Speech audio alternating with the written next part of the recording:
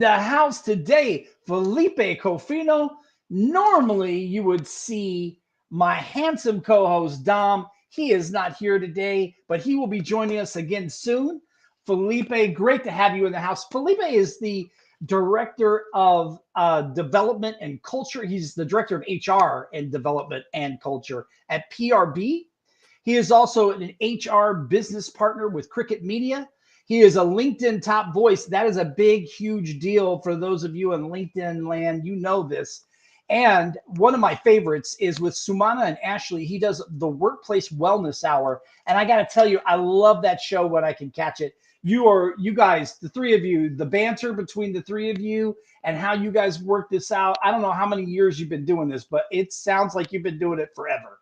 So welcome in the house. I appreciate you being here, brother. Thank you for being here. Well, thank you for inviting me. I always love watching what you do out there, not only here on LinkedIn, but what you're doing out in the world. Because, Jason, you are someone who's very inspiring. You make others, including myself, want to do more out there for other people, and you do it by leading by example. So, thank you for that. I appreciate you. And Sumana and Ashley have been phenomenal. Sumana is the first one that I started doing a LinkedIn audio that turned into like a live podcast now, and it's been amazing because bringing Ashley in on year 2 was something like, so when I had our groove, and we're like, oh, is the third person going to be great or is it going to mess up the groove? And she made the groove better. I mean, she just leveled it up and it's been fun. I mean, we actually, I got to say, we don't script anything. We don't rehearse anything. It really is like, we talk about the topics, we talk about, and whoever's topic is more passionate kind of takes the lead, but it's been amazing. Now, if you want a little bit more brother sister banter, check out Careers Chaos and Coaching with Melissa Houston, because that one there is, we provide great careers advice, coaching, insights, talk about what's happening in the world, but we don't always agree with the path. Like our paths take you to the same destination, but she might want to take the suburban path and I might want to take the city path, and we tend to disagree and argue like brother and sister. So if you want to see a little bit of the us going back and forth like brother and sister, that adds a little bit of entertainment for people. Apparently, Kenny Dunner apparently is one of the ones that spawned the idea. Well, I appreciate you mentioning that. I love Melissa Houston, and I need to do a better job of catching up on some of these shows. But what a fantastic fantastic group that you've just surrounded yourself with. And I think that's part of it. It goes to the people that I know that are LinkedIn top voices. Almost all of them have that same kind of vibe that it's like, I'm about people and I want to surround myself with great people and I want to talk to great people and be part of great conversations. Even if we don't agree, that we can have a good banter and we can really discuss this in a constructive fashion so we can get to a place where we help more people. And I love that about what you do. So talk a little bit about your HR journey and kind of how you walked into that. Because I know for me and a lot of other people, like we fell into HR. So talk to us about that journey. Yeah. So I went to school for business and my friends were going into hospitality and they're like, get a hospitality degree. I'm like, what if you don't like it? And so I decided I'm gonna get a job in hospitality and see if I like it. And I fell in love with hospitality. I thought I wanted to be a general manager one day. I was all in, and I had some family members that were in hospitality as well. But after 5 years in of being in the operation, I had an amazing HR director. And when I say amazing, he was just real. He wasn't like this overly diplomatic, professional guy, almost like a robotic. He was just like, if something was screwed up, he said, you know what, that was screwed up. That shouldn't have happened to you. The manager was wrong. Let me try to address it and figure out what we can do, versus, oh, we have to understand the manager's stressed, the manager's going through a lot. That's why they treated you poorly. No, that's not okay, But also because I took a big issue to him that he handled it so discreetly and professionally, and he didn't make it about him.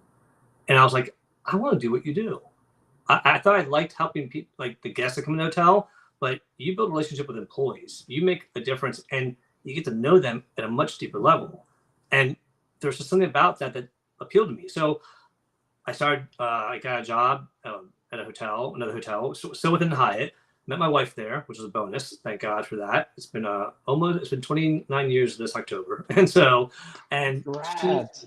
and that's where I started my HR career. And I bounced around to like 7 hotels, became an HR director, and I learned so much from Hyatt. They taught me all the best things to do about culture, policy, compliance, like everything to do right legally and everything to do right by people. Because Hyatt's global, so when you talk about diversity, inclusion, and culture, they didn't practice it. It's just how it was. They were already that way because they were so diverse. People were learning about each other's cultures. It was celebrated, and you kind of learn from each other, and you kind of became better. And so during all that time, I spent 23 years with Hyatt, and I also had a degree. Besides the HR degree, I had a finance degree, and I never really used it too much. But I had a friend that was trying to recruit me over into banking. And my father was in banking at the World Bank for many years. And I was like, well, maybe. And I had kids going to college. I'm like, all right, let me try it. And so I left Hyatt after 23 years. They said, well, after 20 years, you're a retiree. I'm like, I'm not retiring. Like, we give you benefits, like for like hotel rooms. Like, oh, well, then consider me a retiree. I'll take it. Absolutely. Thank you. And so I went into banking for 10 years. It was wonderful. I introduced a lot of hospitality and people. One of the things one of my CEOs said to me is like, so what do you think your hospitality experience would bring to banking? And I said, well, when you walk into one of your branches or any branch, I don't think the experience is what it should be. They're like, what do you mean? I'm like, well, you go to a hotel, what do you experience? They're like, well, you get people getting your luggage. I go, yeah, making your food, making your bed. They carry your luggage for you. They clean your room after you. They treat you like a king and queen. Well, at a bank, we have all your money. We should be rolling out the red carpet for the fact that you trust us so much with your money. And we should be treating you like more important than you are treated. And so that was really an eye-opening thing. So we started introducing that. I love banking. It was great. But at the end of the day, we were making money off of people that just weren't managing their money well. And it just didn't feel great. Like I try to feel better about it because I did financial literacy. And I try to help out with a lot of nonprofits that way. But at the end of the day, it was just, I didn't think we were doing enough to help people with financial education literacy, help them manage their money versus making money off of them. So I did a contract job with Cricket Media, which was an amazing experience, education, loved the passion of people in education. And then I took that time while I was on that contract to look for the right place, a place I wanted to land at, stay at, and believe in their mission and feel good about it. And PRB is where I landed, and it's where I'm at right now. And you know, like all the nonprofits right now that are dependent on some government funding, obviously been impacted by what's been happening in the world. PRB's, still is just like everybody else. We've been impacted. But what's amazing is that I've never worked in a place that had already such a strong culture, but also, the leadership, the mission, every project they work on, you can get by because they're all around helping people. Locally, globally, whether it's about aging, whether it's about health, whether it's about fertility, whether it's about children, they're all important topics. So it's been an amazing experience. And it's been an experience where I really do think that I've been able to tap into some of the best HR skills I needed to help them. And they've helped me grow and learn a lot about the nonprofit world and the funding and the value and the importance to go into it. The one other thing I realized also, and I'll stop here, is I always worried about people burning out or stressing out at work, and especially the employees, because maybe they're getting too much pressure on them and too much workload. In the nonprofit world, it was very eye-opening, which logically it makes sense. I should have known this already, but the burnout is not, it's self-induced. It's because they care so much that they want to work harder to make these things better for people out there that need it. And when you have someone that cares that much, you gotta look out for them too to make sure that they don't burn themselves out because of how much they care. So that's where I'm at right now. And I do have Profino Consulting that I do side training for HR services. I do speaking events. I do coaching, career coaching, executive coaching, and that's what I want to retire doing. I want to retire doing that because that's what I love. Do you find with your coaching in a C now where there's like every other person is a coach, consultant, something in that realm, 2020, like the button switched and everybody went, yes, I'm going to do that. I will build it and they will come.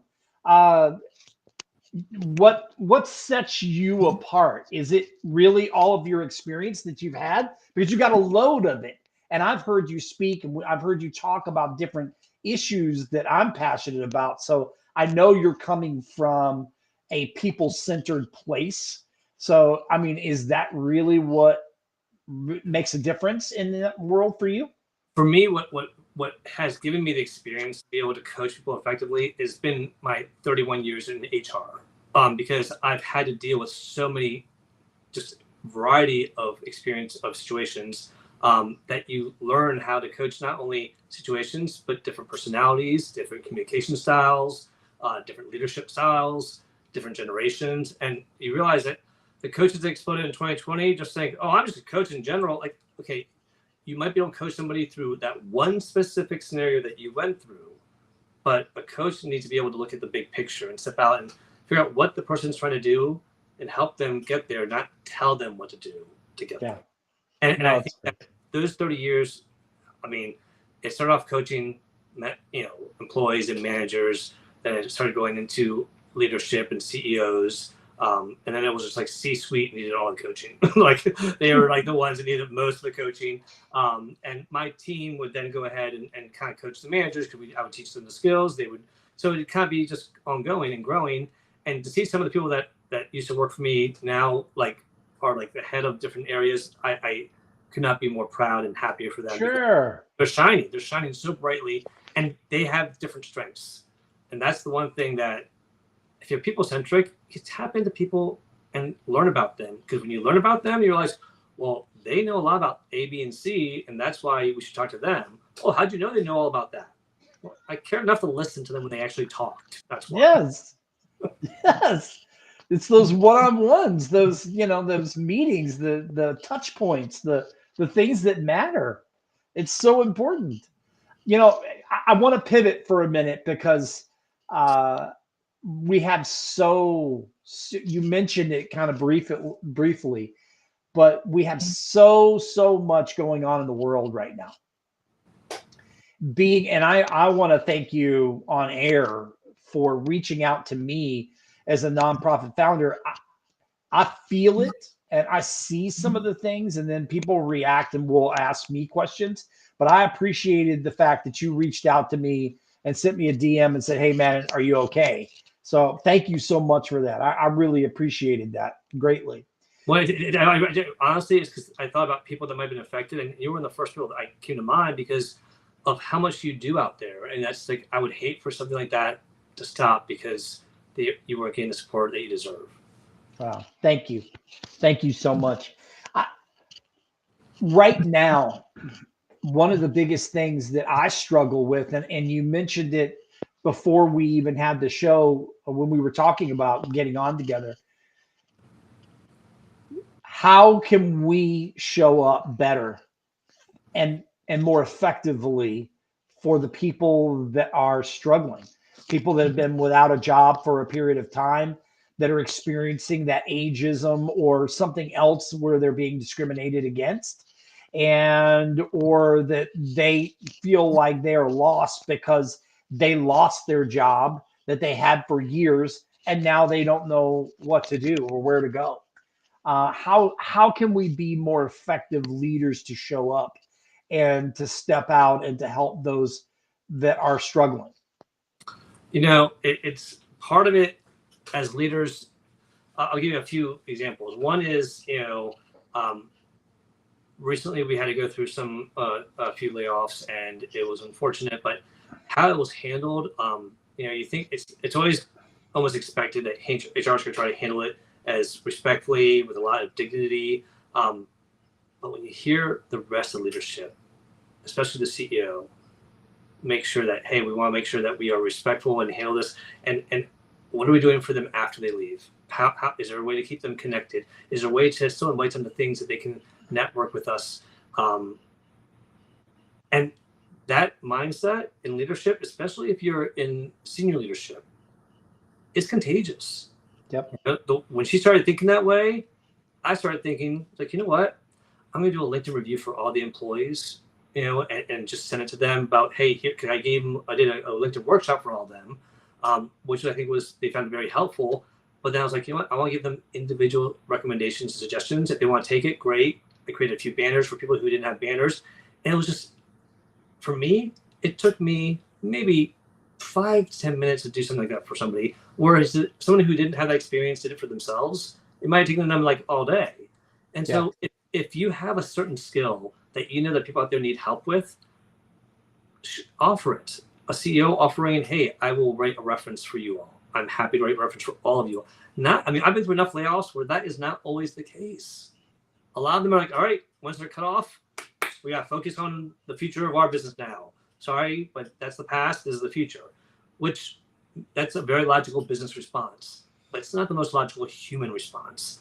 And the last thing I'll say is emotional intelligence. At the end of the day, we got to have the emotional intelligence to recognize how people might be doing, because we're so focused on ourselves. And don't get me wrong, we've got to take care of ourselves too. But if you want to be out there for people, you got to check in on them. You got to reach out to them and see how they're really doing. Today was the last day. I spent the last 2 weeks, because our senior leadership. So actually, this is the best example. Our senior leadership talked about 2 weeks ago. We're really concerned about the staff still here, about the uncertainty. We want to make sure that they're okay, because we're sure they have a lot of questions. So we came up with an idea to reach out to them. And I said, okay, I'll reach out to them. I did it when I first got here. I'll just do a 15-minute one-on-one on their calendars. Send them an email ahead of time saying, hey, no ulterior motive, just want SLT wants to check in on you to see how you're doing. You'll get a calendar invite for 15 minutes. Do not worry about anything else. It's no bad news. Those conversations, people felt free to talk about what they're stressing about. Some were saying, I'm okay, but I'm more worried about other people. Or some were like, I'm going to deal with survivor guilt. All this stuff, I hate to say it like a data nerd, but it's data. When I start looking at all this, now that I'm done, I'm going to look at all of it. I'm going to look at it and see, are there common trends that we need to we need to do some mental health, burnout training here, because everyone's kind of feeling that. Or, God, everyone's talking about not feeling connected because of so much change. How do we get people connected again? All right, that are remote. So we were doing game nights, we were doing all these other things. But so again, it goes back to listening. So I'm not going to assume what they want, because if I assume what they want, they might not care about what I want. But when I hear them and listen to them, and I can start seeing common trends, I can start working towards it. So leadership just needs to take the time to listen, take the action of what you need to do, because it's like having an employee survey, getting the results and doing nothing with it. Nothing pisses people off more than, why'd you make me take all the time to take a survey if you're not going to do anything with it, man? Come on. Or even better, you take the survey and pick out the thing, whether it was at the highest level or at the top of there was one thing and you're okay with doing that one thing. So you do it. And it was like the least important. Exactly. Yeah. And I will say the other thing that actually I asked everyone at the end of these one-on-ones, and I let them go along if they wanted to. I said, are these valuable? Do you think we should keep on doing these maybe twice a year or whatever? And everyone was all for it. A few people said, just don't do pulse surveys. Like, what do you mean? We feel like we can share more in these conversations than a pulse survey ever would give you. So don't do the pulse surveys, do this instead. I'm like, all right, fair enough. And does it take time? Yeah, but you know what? Anything valuable probably takes some time. I'm a big fan of the one-on-ones more so than any other survey that you could possibly do. I understand, especially for large teams, and the larger the team is, that it is more difficult. But I think when there's a will, there's a way. And I think you've talked about this before, about that structure of middle management and how we lose so much in this. You got everything going on in the senior level hierarchy. You've got people that are doing their things and coming in at almost a worker bee level. And you've got middle management that is not receiving the training or the support or being challenged to be those people that have those conversations, and they are getting the pulse by having it and having that EQ, but also having that ability to read the room and see their people and get to a level where they understand. I think where a lot of larger companies are really struggling right now is that middle level where it is such a disconnect. So I appreciate those touch points so much. When we are talking in HR, I love the fact that you mentioned that it's multi-layered. There's so many things that are part of it. What do you think is the hardest thing in your experience? What has been one of the more difficult things from an HR leader to be part of or to do?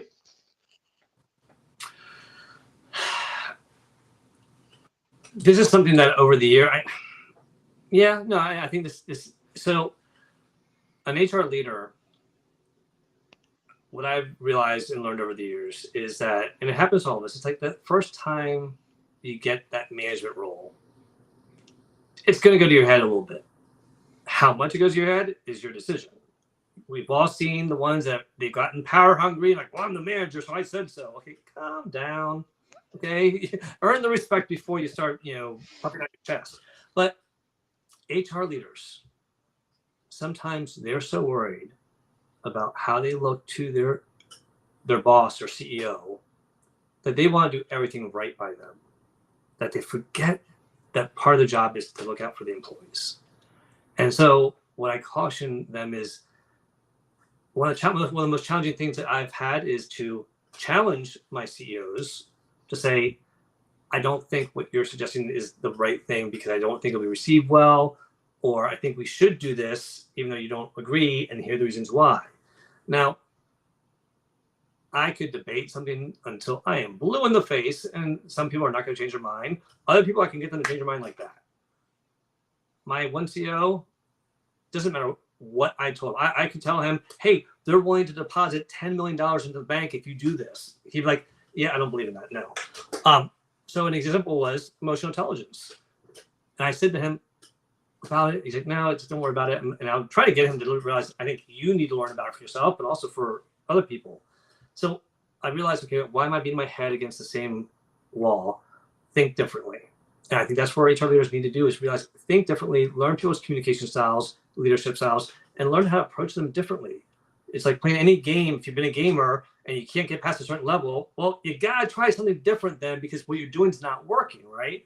So I went and did research on a bunch of popular, well-known leaders out there that I knew he knew and respected that also respected emotional intelligence. And I printed out 3 different articles about 3 different leaders, and I just put it in his inbox.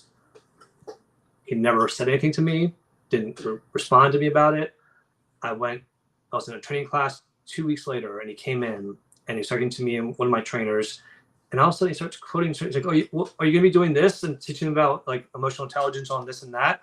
And what about, their EQ? Are you doing EQ ratings for them and give them that book? And I'm just like, he read the damn articles. Like, nice. I don't need the credit, but it took me a long time to get to that point. So what I think that one of the hardest things is to realize, one, don't make it about yourself. You're there for the employees and to support the organization. Right. But 2, if you're trying to influence leadership, think differently because they are not all going to think the same. And that's a challenge, especially when they're on the room together or separately. Oh, that's powerful. Super powerful. This has been such a great conversation. And before we chime out, I want you to remind the audience of the shows that you have, dates and times. So if you can give those out to people, so we'll make sure that we include that and put it in the comments as well on Funky Friday. But tell people about the shows that you have coming up and when you normally do your recordings.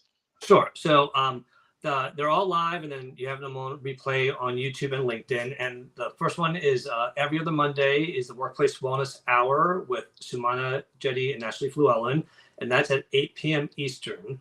And again, every other Monday. So our next one will be a week from today, and we're doing actually a 2-part series on mental health in the workplace, since it is Mental Health Awareness Month.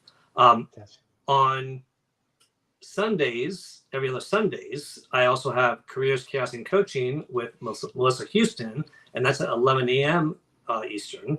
And that's on the opposite weeks as Workplace Wellness. And then every Saturday, I am part of the Social Saturday chat crew with Mac Laupsher and team. And so we're there every Saturday at 12 noon Eastern, where we spotlight special guests, we do networking events, and we tackle really amazing topics. I got to meet Mac and Joel? yes, I got to meet Joel live when they came to the United I'm so States. jealous. Oh my gosh, it was so great. I got some cool pictures. And Mac, I was just blown away by just how he shows up. And you want to talk about a guy with a huge amount of EQ. I was just like, dude. So I've never had somebody that I considered a brother from another mother, but Mac Laupsher is that brother from another mother. We have so many similar interests, down to movies, cars, fish tanks. I mean, like every time we name something, even things like, all right, I'm kind of embarrassed. I love that too. He's that person that when they come back, I'm hoping to meet him when they come back next time, because nice. He's one of my longest term friends. If I had to say that one of the people that attributed to me learning so much about LinkedIn to where I got top voice, Mac is definitely one of those people that I give credit to. He's fantastic. Oh my goodness. We have been talking to Felipe Confino. I cannot believe you were in the house today. Thank you so much, Dom. You missed out, brother. You missed out, but we'll catch you next time. Thank you for being here, man. Thank you for all that you do. I love how you show up. I cannot wait for to get to some more of the shows. And thank you so much for being part of our show today. Well, I appreciate you, and thank you. We didn't talk about it because we wouldn't say we're going to, but my daughter just got engaged, and yes, I've been on cloud 9 since then. So I was so excited to come on the show today with you because I love what you do. But yeah, shout out to Miranda Cofino and Dan Ray, who are just got engaged.